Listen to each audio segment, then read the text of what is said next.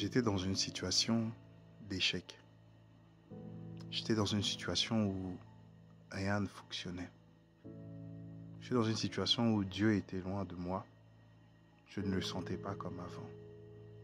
La prière était difficile. Méditer était difficile. Suivre Jésus était difficile. Et dans tout ça, j'étais concentré sur d'autres choses.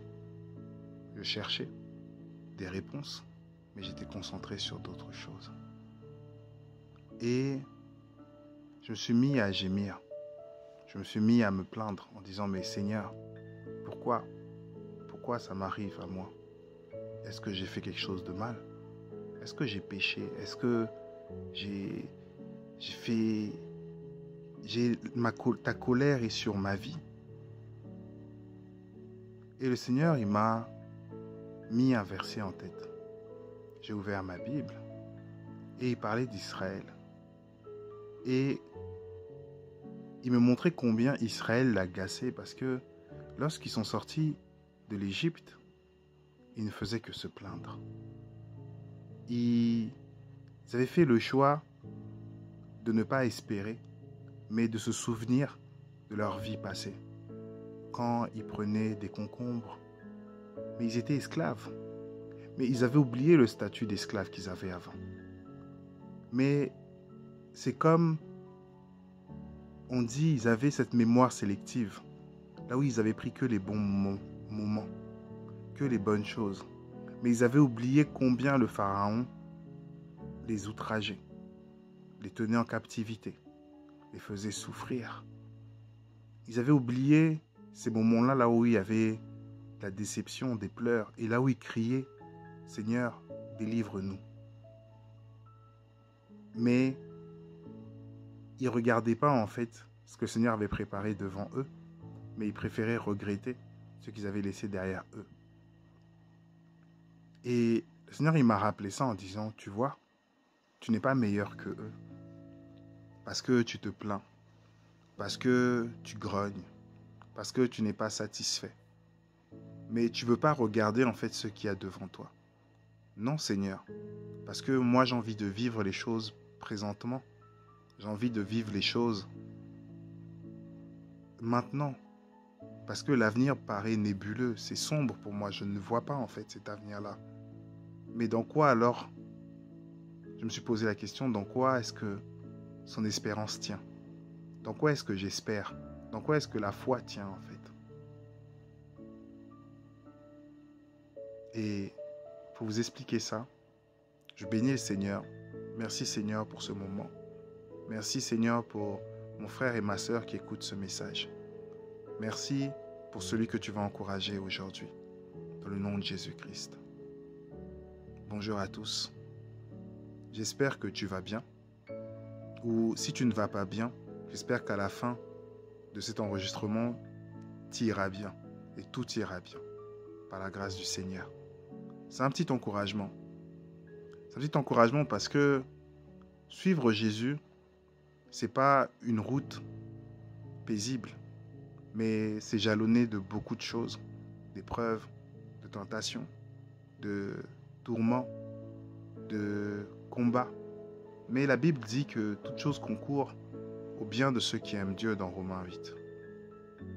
Tout concourt à notre bien, toutes les circonstances. Parce que Dieu, il est le Dieu de la providence, des circonstances et du temps. Chaque être humain traverse les mêmes temps. Le temps de rire, le temps de pleurer, le temps de tristesse, le temps de joie. Et selon le temps qu'on traverse, chaque être humain est jugé aussi. Parce que lorsque ça ne va pas, tu dois toujours aimer Dieu et croire en lui. Lorsque tout va bien, tu dois toujours aimer Dieu et croire en lui. Et l'un de nos objectifs, c'est justement d'être toujours pareil. Toujours pareil. Paul nous dira que en toutes circonstances, il a eu une constance. Dans la disette, dans la richesse, dans la pauvreté, dans le sommeil, dans le froid, dans la persécution. Il dit, j'ai été constant. Et il dira à Timothée, regarde, imite ma foi. Parce que tu m'as vu avec beaucoup, tu m'as vu avec peu. Mais je suis resté constant. Avec tout ce que je traversais, tout ce qui me chagrinait, tous les pourquoi, tous les comment, le Seigneur est venu me rappeler une chose. Il m'a dit, mon fils, c'est quoi le but? C'est quoi le but? Et il m'a fait rappeler que le but, c'était de lui ressembler. Le but, c'était d'être semblable à lui. C'était d'être conforme à lui. Si on lit les Écritures, dans le livre de Romains 8, à partir du verset 29, on dit « Car ceux qu'il a connus d'avance, il les a aussi prédestinés à être semblables à l'image de son Fils, afin que son Fils fût le premier-né entre plusieurs frères. » Mon frère, ma sœur, ce que tu dois entendre ici, c'est que Dieu t'a choisi, Dieu t'appelle, Dieu attend de toi que tu lui ressembles en toutes choses. Et le travail qu'il produit en toi a pour finalité et pour but que tu puisses lui ressembler.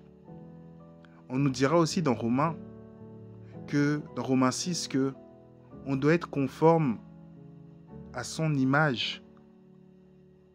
On doit être conforme en sa mort, mais aussi en sa résurrection. Notre but est d'être une conformité, une copie en fait, de Jésus. Il dit « Soyez saints car je suis saint ». Donc le Seigneur, il nous demande d'être comme lui. Il nous invite à être comme lui. Et il a le désir qu'on soit comme lui. Mais on passe par diverses épreuves, par le feu, par du bricolage, par du changement, par de la démolition, par du déracinement. C'est difficile. Que personne ne te trompe en te disant que suivre Jésus, c'est facile. Mais c'est ça le chemin de la perfection. C'est comme ça que Dieu a voulu rendre parfait. Ce que les gens appellent folie, lui, il appelle sage. Parce que c'est de cette manière-là, il a choisi en fait de te changer. Alors, relève-toi. Cesse de murmurer.